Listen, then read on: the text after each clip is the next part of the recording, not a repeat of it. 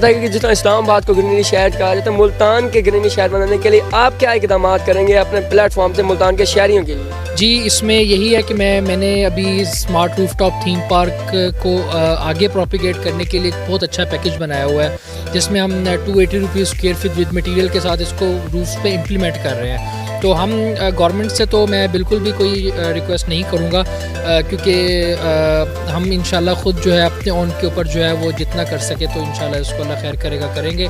और इसका ultimate goal ये है कि जब भी आपको गूगल अर्थ ऊपर से देखे तो पाकिस्तान और स्पेशली मुल्तान जो है वो ग्रीन नज़र आए। अच्छा, ये शहरियों की तरफ से क्या रुझान देखने को मिल रहा है? दूसरी जानब ये आप तामीर की जितना आपने बनाया और कितना आपको दिन लगे और कितना आपका खर्चा? जी, बहुत अच्छा रिस्पांस आता है। यहाँ पर रिलीजियस गैदरिंग होती है, फैमिली गैदरिंग होती है, दोस्त आते हैं। अभी भी कुछ इवेंट्स अभी प्लान्ड है नेक्स्ट मंथ के अंदर, जो यहाँ पर गैदरिंग्स के इवेंट प्लान है और बहुत अच्छा। और इसमें तकरीबन जब मैंने बनाया था तो अराउंड 3.5 लाख पौने 4 लाख के करीब इसका एक्सपेंस आया था ऑलमोस्ट।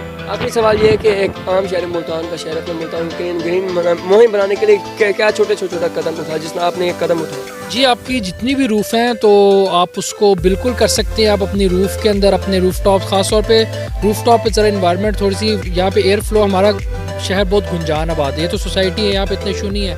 लेकिन आप अगर अंदरून में चले जाएँ तो वो बहुत तंग गलियाँ हैं, तो वहाँ पे रूफ़ टॉप्स अवेलेबल हैं। तो वहाँ पे आप इस तरह का ट्रीटमेंट करें, इस तरह की ग्रॉसिंग करें, ख़ुद भी बैठे, लोगों को भी बैठाएँ और एक अच्छा इन्वायरमेंट जो है वो आप क्रिएट कर सकते हैं। जी, आज के प्रोग्राम में अपने मेज़बान मलिक फराज को दीजिए इजाज़त। देखते रहिए टॉक।